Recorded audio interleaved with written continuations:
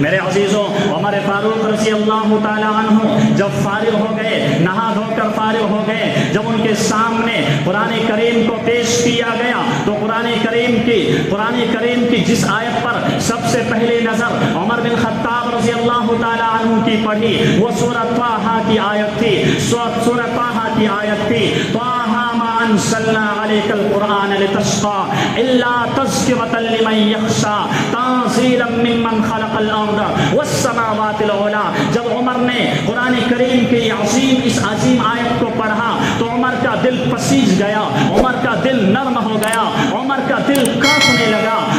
عمر نے اپنی بہن سے کہا کہ میں جو ہے اس محمد کے بارے میں معلوم کرنے آیا ہوں، اس محمد کے پاس جا کر میں بھی محمد کے ساتھیوں کے ساتھ شامل ہونا چاہتا ہوں۔ عمر بن خطاب رضی اللہ تعالیٰ عنہ سے اس کی بہن نے کہا کہ دار بنی ارقم میں صحابہ کرام کے ساتھ آقائے مدنی تاجدار مدینہ جلوہ افروز ہے، وہاں پر موجود ہے، آپ جاؤ، محمد صلی اللہ علیہ وسلم سے وہاں ملاقات ہو جائے گی۔ چنانچہ عمر بن خطاب رضی اللہ تعالیٰ عنہ اپنی بہن کے گھر سے چلتے ہوئے دار بنی ارقم کے قریب جب پہنچے تو صحابہ کرام نے اور آقائے مدنی نے اور حضرت حمزہ رضی اللہ تعالیٰ عنہ نے دیکھا کہ عمر آ رہا ہے اور ہاتھ میں ننگی تلوار ہے۔ صحابہ کرام گھبرا گئے، صحابہ کرام پریشان ہو گئے۔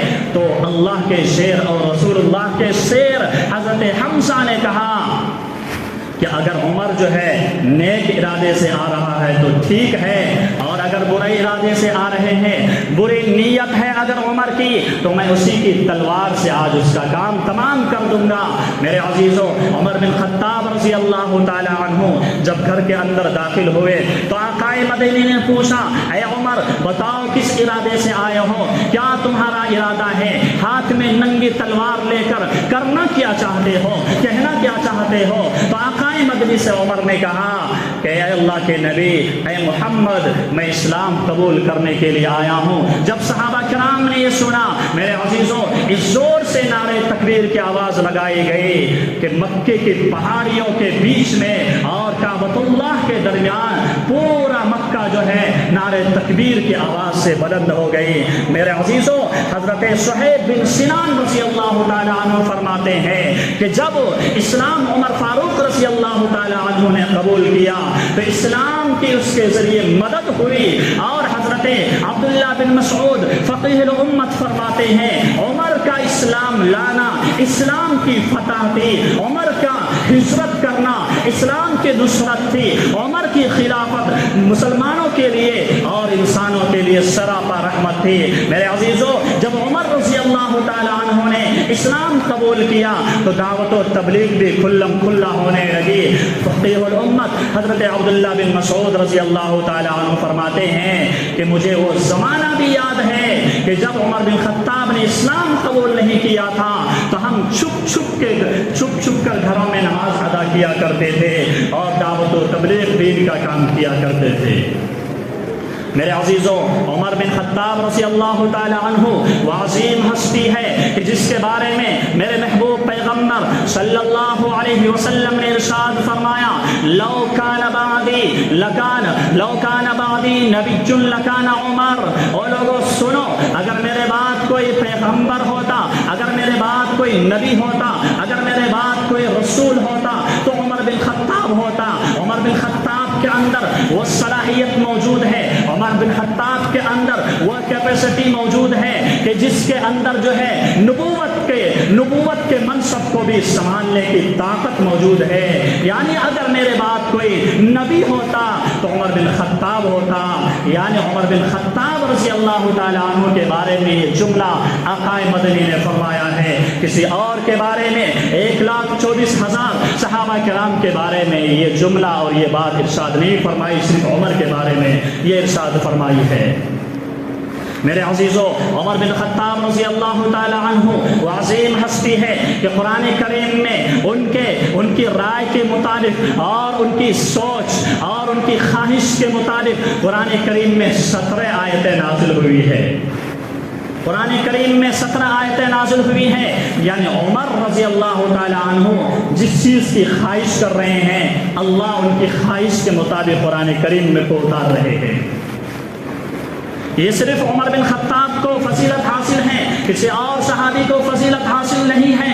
یہی وجہ ہے کہ آقائے مدنی تاجدار مدینہ جناب محمد رسول اللہ صلی اللہ علیہ وسلم ارشاد فرماتے ہیں ان اللہ جعل الحق علی عمر لسانا علی لسان عمر وقلبہ، کہ اللہ نے حق کو عمر بن خطاب کی زبان پر جاری کر دیا ہے.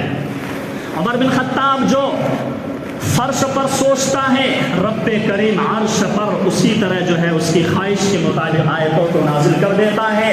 میرے عزیزو 17 آیتیں، وہ لمبی تفصیل ہے، آپ کے پاس بھی وقت نہیں ہے، میرے پاس بھی وقت نہیں ہے. 17 آیتوں کے اترنے پر اور 17 آیتیں کس طرح نازل ہوئی ہے، کن کن چیزوں پر نازل ہوئی ہے، عمر بن خطاب کی رائے کے مطابق اور خواہش کے مطابق اس کے اوپر پوری کتاب موجود ہے. میں آپ کے سامنے ان 17 آیتوں میں کچھ مثالیں دینا چاہتا ہوں تاکہ آپ کو یہ پتا چلے کہ عمر بن خطاب رضی اللہ تعالی عنہ کتنی عظیم ہستی ہے. عمر بن خطاب رضی اللہ تعالی عنہ کتنی شان کا مالک ہستی ہے. عمر بن خطاب رضی اللہ تعالی عنہ کتنا بڑا مقام رکھنے والی ہستی ہے. آقائے مدنی تاجدار مدینہ حرم شریف تشریف لے کر گئے، طواف کر رہے ہیں. طواف کے بعد 2 رکعت نماز ادا کی جاتی ہے مقام ابراہیم پر. اللہ کے نبی علیہ السلام فرما رہے ہیں کہ طواف تو مکمل ہو چکا ہے، اب ہم نماز ادا کرنا چاہتے ہیں. تو عمر بن خطاب رضی اللہ تعالی عنہ نے کہا اے اللہ کے نبی، ہماری خواہش یہ ہے کہ طواف کے بعد جو ہے 2 رکعت جو نماز ادا کی جائے وہ مقام ابراہیم پر ادا کی جائے. میرے عزیزو عمر بن خطاب نے اس خواہش کا اظہار کیا. رب کائنات نے قرآن کریم میں آیت اتار دی وَاتَّخِذُوا مِن مَقَامِ إِبْرَاهِيمَ مُصَلًّى، کہ ابراہیم علیہ السلام کے مقام کو یعنی مقام ابراہیم کو نماز کی جگہ بنا دی جائے، وہاں پر نماز ادا کی جائے. پردے کے سلسلے میں میرے عزیزو آیتیں نازل نہیں ہوئی تھی. امہات المؤمنین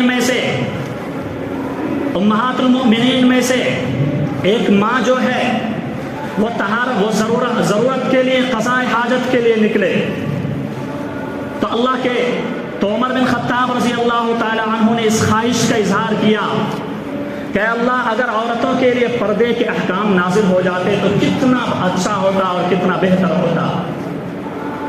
تو میرے عزیزو اللہ تبارک و تعالیٰ نے قرآن کریم میں پردے کی آیتیں نازل کر دی اور فرمایا وَقَرْنَ فِي بُيُوتِكُنَّ وَلَا تَبَرُّجْنَ تَبَرُّجَ الْجَاهِلِيَّةِ الْأُولَىٰ، کہ عورتوں سے کہہ دیجئے کہ وہ اپنے آپ کو پردے میں محفوظ رکھے. میرے عزیزو یہ عمر بن خطاب رضی اللہ تعالی عنہ کی شان ہے کہ فرش پر عمر خواہش کا اظہار کرتا ہے، عمر کی خواہش کے مطابق عرش پر رب کریم اپنے فیصلے کو نازل کرتا ہے. عمر بن خطاب رضی اللہ تعالی عنہ وہ عظیم ہستی ہے کہ جس کے بارے میں میرے محبوب پیغمبر صلی اللہ علیہ وسلم نے ارشاد فرمایا کہ عمر جس گلی سے گزرتا ہے شیطان اس گلی سے نہیں گزرتا ہے، دوسری گلی اختیار کر لیتا ہے. یہ عمر کی شان ہے. میرے عزیزوں عمر بن خطاب رضی اللہ تعالی عنہ وہ عظیم ہستی ہے کہ شیطان بھی اس گلی سے گزر نہیں سکتا ہے. عمر کا یہ رعب اور دبدبا تھا، عمر کا یہ خوف شیطان پر بھی اور ظالموں پر بھی اور اس دنیا میں رہ کر ظلم کرنے والوں کے دلوں میں بھی یہ خوف تھا عمر کی وجہ سے. میرے عزیزوں عمر کی وجہ سے شیطان جو ہے راستہ جو ہے علیحدہ کر لیا کرتے تھے. لیکن میرے عزیزوں آج ہمارے حالات کیا ہے؟ گلیوں میں ہمارے نوجوان پڑے رہتے ہیں آوارہ بچوں کی طرح، آوارہ پوٹوں کی طرح، اور جو ہے لوگوں کو پریشان کرنا.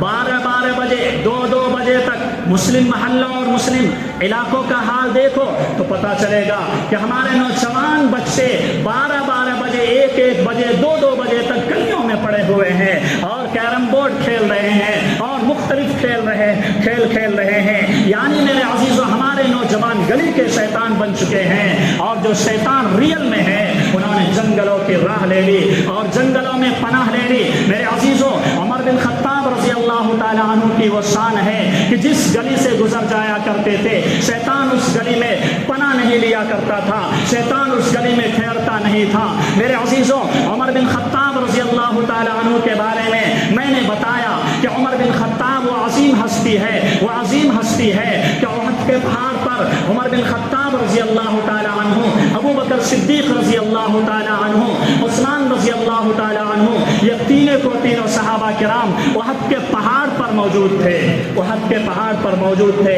احد کا پہاڑ جو ہے تھر تھر کانپنے لگا تو اللہ کے نبی علیہ السلام نے کہا اے احد کے پہاڑ ٹھہر جا، رک جا، تیرے اوپر ایک صدیق موجود ہے اور 2 شہید موجود ہے۔